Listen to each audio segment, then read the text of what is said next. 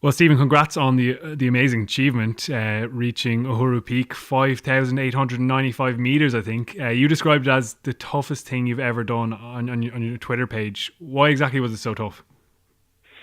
Murray, yeah, well, thanks very much for that. It was very, very tough, and I'm sure Shane Byrne, Marcus Horn, and Mike McCarthy would back that up. I think it was obviously the physical side of it was tough, having to walk between 6 and 10 hours a day. That was tough on the body, but it was more the mental side of things, the sleep deprivation, sharing a tent with Mike McCarthy, and the food as well. Obviously, quite tough. Me usually eating as much as I can to try and keep weight on and keep energy levels high. There was very limited kind of food that I'd be kind of used to eating. So yeah, you kind of factor all that in. The sanitary obviously was fairly poor. We're trying to keep yourselves clean and trying not to get any infection, etc., in the way up the mountain. So just everything combined, along with the physical side of thing, and the actual summit night, which was just hell on earth, to be quite honest with you. It was really, really tough. So factor it all in, Murray. I don't know how I made it to the top, but it did. What about that summer night? Was it the altitude? What affected you there? Um, I don't think so. Yeah, I got a bit of a sore head, and you're short of breath, and there's you know, factor that all into being pretty exhausted. You start walking at summit night at midnight, and we reached the peak at 7:03 a.m. And then as soon as we got to the top, we were expecting this beautiful sunrise. You see all the photos and all the videos on the internet, and we got up there and it was freezing cold and a good bit of snow actually, Yeah. blizzard-like conditions at times. So as soon as we kind of got up there, it was like, right, lads, let's go, let's get down as quickly as possible. So we split up into a few groups and got down, and I think 3.5 hours later, we got back down to the Kosovo camp. A couple of hours kip, straight in. I passed out, and a couple of hours kip, and then it was another 4 hours in the lashing rain down to another camp. So, from midnight walking to probably 6 or 7 o'clock in the evening the following day, walking with only a couple hours sleep thrown into the middle of it, factoring in the altitude and the weather conditions. It was so tough, but thankfully 32 out of 32 made it, which was some achievement. Yeah, it's incredible. Look, there must have been a sense of unbelievable achievement as well at it. Yeah, I think it was so tough getting to the top that you speak to people, that feeling of like euphoria and accomplishment when you get to the top, and you're like, we've done it. Emotions break out, and a few people there was tears running down their eyes, and I think because we all made it as well, there wasn't anybody that was left behind. But for me and for Mike, and I think Shane Byrne, guys who have a Marcus, guys who have achieved other things in life when it comes to big events or sporting events, etc. I don't think it hit us as much as it hit the other folk who were with us. And maybe it'll just take longer for us to process it and for it all to sink in.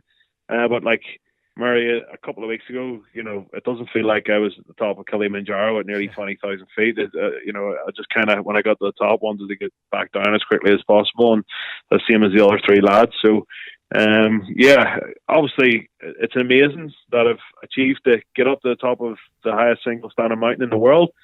Would I do it again? Absolutely not. that's great to hear. But it was obviously in aid of a brilliant cause. Tell us a bit about why you actually did this, you and the guys. Yeah, well, I kind of got roped into it, to be honest with you. Shane Byrne picked up the phone to me. I'd be in conversation with him quite often, and he rang me one day and he says, "Are we climbing mountains?" I said, "I've heard about this trip." I was like, "I'm not. It's during the Six Nations or whatever." And he says, "I'll get it sorted out that we'll only miss one of the European Games, and we'll come back and get the date sorted. Are you in? Are you in?" And I said, "Ah, yeah, sure. I'll give it a lash, no problem." And before I knew it, it was the 14th of January, and I'm standing in Dublin Airport ready to go to climb Mount Kilimanjaro. So that's how it all kind of came about. But it was all in need, and for a great cause in the IRFU Charitable Trust for severely injured rugby players who might have suffered a serious injury and ended up paralyzed, or life-threatening injuries and require treatment on a daily basis and year in, year out. So the money raised, I think, between the group that I was with, 32 of us, I think there was close to €200,000 raised.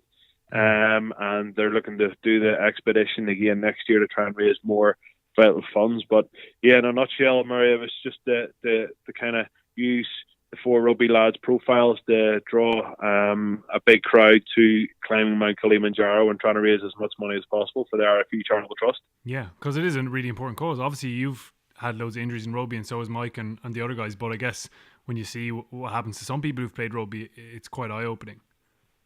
Yeah, for sure. And standing in the airport, and a couple of the people who avail of the IRFU Charitable Trust and the donations that are given to that cause.